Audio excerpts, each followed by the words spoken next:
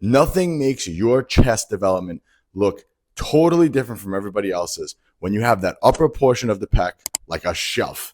You're just going to look and your chest is going to hang totally different. So if we're talking about getting an impressive looking chest, we have to focus on that upper portion of the pecs. So let's talk first about anatomy. So your pecs are developed into two main areas. You have the upper portion of the pec, which is the clavicular head, and then you have the sternocostal head, which is basically the meat of the pecs. Okay, so when you have overdeveloped upper pecs, it's just going to give your overall chest development. You're going to look way beyond your years when you have that overdeveloped upper portion of the pecs. So what is it that actually gives you that impressive upper pecs? Well, the answer is focusing all of your pressing, majority of them, to the clavicular head, or that area that you can see. And think about it. When you wear a tank top, you don't see the middle portion of your chest. You don't see the lower part. You mainly see the skin that's showing is the top portion. And that's the area that we're looking to overdevelop, okay? Now, in order to focus all your pressing on that clavicular head, the proper angle to hit on an incline bench, because I get this question all the time, what angle should the incline bench be? You can get an app on your phone called I think it's called eye level, and you can put it on the bench and it will literally tell you the degree of the bench. But in order to hit that upper portion of the pecs like we're talking about, you need to be in a 20 to 30% degree on that incline, okay? So when that's 20, 30 degrees, you're going to hit that upper portion perfectly, chef's kiss. Any higher than that, and you're going to start to hit more of the shoulders. We're not looking to develop the shoulders, overdevelop the shoulders. We really want to hit those pecs, okay?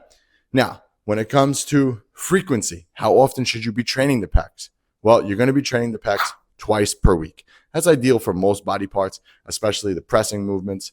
And Larry Wheels said this, because I get this question a lot too. Should I really focus on progressing or should I focus on more control? Larry Wheels said it best in this clip. He said that he was able to incline press 600 pounds, which is huge, but he didn't really get development until he started working with 315 and started controlling his reps. So the answer is going to lie here between having both, meaning that you're going to be focusing certain movements on just overloading the weight, and then you're going to be focusing mostly, and I'll explain this in a second, on your second movements more on control. So you can get more out of these movements and you can really focus on that development of that upper portion of the pecs. What rep range should you use?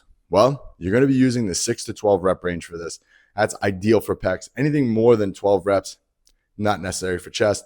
Anything under 6, you're just going to be developing basic power and not really hitting. You're going to be hitting those fibers, don't get me wrong, but when it comes to growth, 6 to 8 reps on those heavy compound movements are really what's going to pack on the pounds of muscle. And then once you start doing like flies and other movements that we're talking about, like those controlled movements, you can go up to 12 reps there. All right. So what movements hit that upper portion of the pec? Well, personal favorite, barbell incline press. The king for developing those upper pecs. I also like close grip barbell incline, just to hit a little more of the triceps there, especially if your triceps are a little lagging behind. It's a great way to do that. Hammer strength incline. Love the hammer strength incline. Dumbbell incline flies, Smith machine. Those are my favorite movements to blast the upper portion of the pecs. So how many sets should you be doing? I would say, again, it's going to depend on the person, but anywhere between 4 to 6 sets twice a week for pec development is more than enough. So what's a sample day look like then if you're trying to grow your pecs? Well, day 1, we're going to be focusing on, and here's where we talk about Larry Wheels thing, we'll be focusing on just progressing. So first, we're talking about barbell incline. That's your first movement. You're focusing on heavy barbell incline. You're just focusing on trying to move as much weight as possible and really trying to overload that upper portion of the pecs. Then from here on the first day, you're going to transition into more of your controlled movement or your dumbbell incline. This is a great movement. Each pec works independently. You can focus on getting a good stretch at the bottom and a good squeeze on the top. And the cool part about the dumbbells is they're not locked in place. So you can kind of move your wrist around and move your hand in a more comfortable position to really control and isolate that upper portion of the pecs. And then, of course, the function of your pecs is to bring your arm across your body. So we have to hit some flies in there. So a dumbbell fly, dumbbell incline fly, preferably a cable fly on the incline as well, works wonders. That's your day 1. Day 2, again, focusing on a movement that's going to just push overall weight. The Smith incline at a 20 to 30 degree angle. Like I said, ideal for smashing that upper portion of the pecs. And with this movement, you don't have to worry about control. You can literally just push the weight up. That's exactly what we want to do. Now we move into our control movement. So hammer strength, incline here, some type of machine incline where you could focus on just controlling the weight down and pressing the weight up. And then, of course, same thing. You're going to finish with a fly movement. Could be a dumbbell incline. Again, could be a cable incline.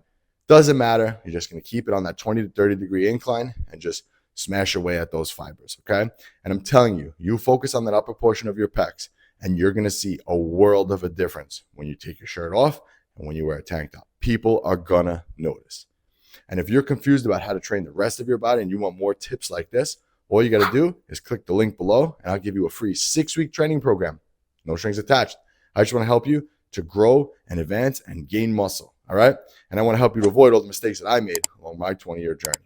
All right, this was Anthony, and I'll catch you guys on the next one.